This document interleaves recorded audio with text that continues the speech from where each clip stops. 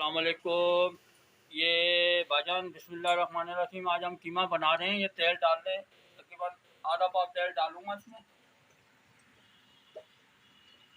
2 گٹھان پیاز ہے، 4-5 جوے لہسن کے پیسنے قیمے میں ڈالنے کے لیے۔ یہ پیاز گرون ہو گیا، یہ 1.5 چمچ لہسن کی ڈالنے ہیں اس میں۔ اس کو ذرا سا بھوننے کے بعد پھر ٹماٹر ڈالیں گے، پھر مسالے ڈالیں گے۔ 3 پیس ٹماٹر کے ڈالنے ہیں، ان کے چھلکے نکال دیں گے۔ تھوڑا سا پانی ڈالیں گے تاکہ پیاز بھی نرم ہو جائے۔ یہ یوں پکڑ کے ٹماٹر کے چھلکے نکال دینے تاکہ منہ میں نہ آئے۔ ایک جان کرنے کے بعد یہ قیمہ ڈال دیا ہم نے۔ اب مسالے ڈالیں گے، نمک کا، 1 چمچ لال مرچیں، ہلدی کی، اور ایک جان کر دیں گے۔ اس کو بھونائی کرنی ہے ہم نے ڈھک دیا تھا۔ اب یہ بھونائی پہ آ گئی، اب باقی مسالے اس میں ڈالیں گے۔ یہ 1 چمچ کڑھائی مسالے کا،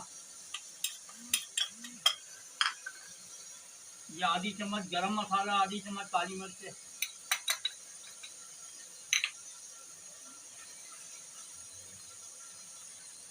یہ ڈالنے کے بعد یہ 100 گرام دہی ڈالیں گے۔ اب اس کی بنائی کریں گے، پھر آپ کو دکھاتے ہیں انشاءاللہ۔ یہ آدھا کلو قیمہ تھا، 1 پاؤ ٹماٹر تھا، 2 عدد پیاز کے تھے، ٹھیک ہے۔ اس میں ہم نے پیاز رکھ کے تو لہسن ڈال دیا تھا، لہسن ڈالنے کے بعد ٹماٹر ڈالنے، ٹماٹر ڈالنے کے بعد قیمہ ڈالا، قیمہ ڈالنے کے بعد ہم نے نمک، لال مرچیں، ہلدی وغیرہ ڈال کے اس کی بنائی کری ہے۔ 1 کپ پانی ڈال کے اوپر سے ڈھک دیا تھا۔ اب اس کی بنائی کر رہے ہیں۔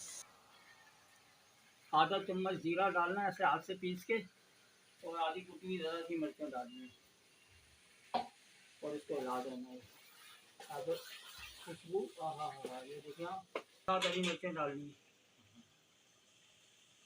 6-7 ہری مرچیں ڈال کے 5 منٹ کے لیے اس کو دم پہ رکھیں۔ ایک قیمہ فرائی ہو گیا، یہ ہری مرچیں اس پر ڈلیں گی اور دھنیا ڈلے گا، اور ادرک ذرا سی ڈال دیں گے پسی ہوئی۔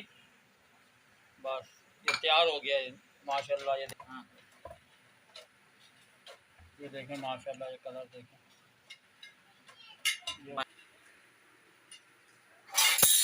یہ ماشاءاللہ تیار ہو گیا۔ کھا کے دیکھیں، پھر بتائیے گا ماشاءاللہ کیسا۔ دیکھیں